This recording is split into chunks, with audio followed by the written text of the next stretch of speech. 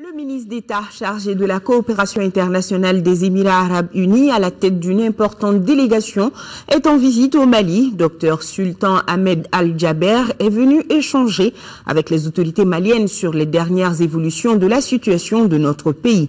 Il a été successivement reçu par le Premier ministre chef du gouvernement et le président de la République par intérim. Compte rendu d'audience, c'est avec Aoui Touré.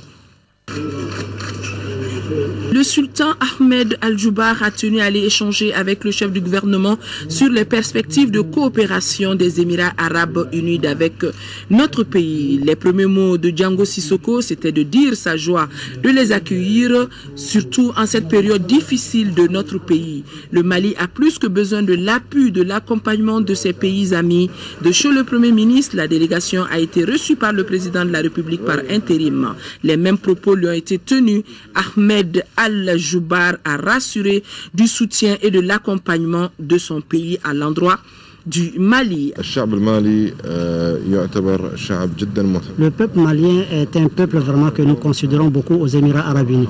Et comme vous le savez, il y a eu plusieurs échanges entre nous et dans différents domaines et avec plusieurs ministres.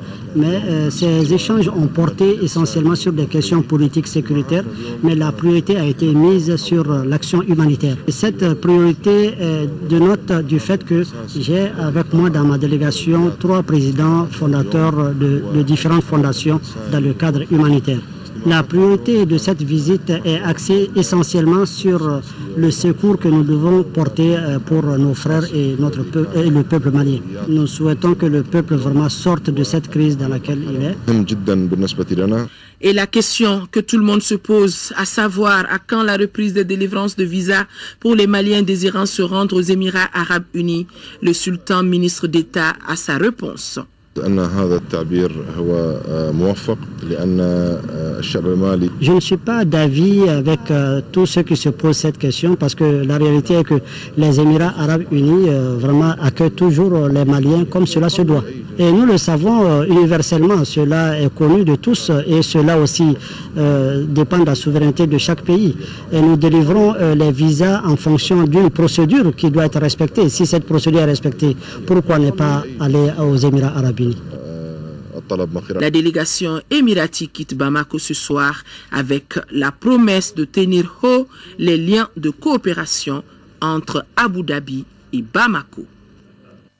Restons avec la délégation des Émirats arabes unis. Elle s'est entretenue ce matin avec le président de l'Assemblée nationale, Younousi Touré. Cette audience a été suivie d'une séance de travail au ministère des Affaires étrangères à Koulouba. Les Émirats arabes unis s'y disent être aux côtés du Mali pour instaurer la stabilité sur l'ensemble du territoire. Reportage Brahma Traori.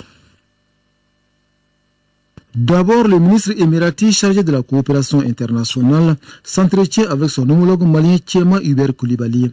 Un tête-à-tête pour faire le tour d'horizon de la situation sécuritaire, politique, humanitaire et économique du Mali. Ensuite, les 2 diplomates ont eu une séance de travail entourée de leurs collaborateurs. Maliens et Émiratis font le point de leur coopération.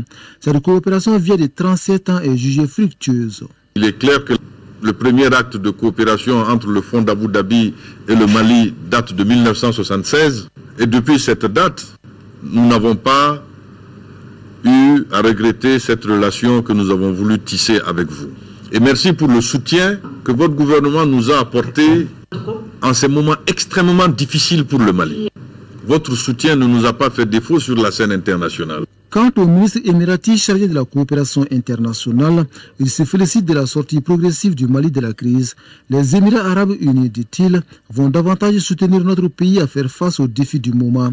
Il s'agit notamment de l'organisation de l'élection présidentielle du 28 juillet prochain et la reconstruction des zones touchées par le conflit. Nous vous promettons, le gouvernement et son peuple, que nous allons prendre vraiment des décisions afin de pouvoir vraiment venir en aide à ce pays frère, afin de pouvoir fournir tout ce qui est nécessaire vraiment pour que ce pays retrouve sa stabilité. Nous donnons beaucoup d'importance et une grande priorité à la question sécuritaire. Auparavant, le ministre Jaber s'était rendu à l'Assemblée nationale. Avec le président de l'institution Younousi Touré, il a été question des derniers développements de la situation politique et sécuritaire du Mali. À sa sortie d'audience, le diplomate s'exprimait.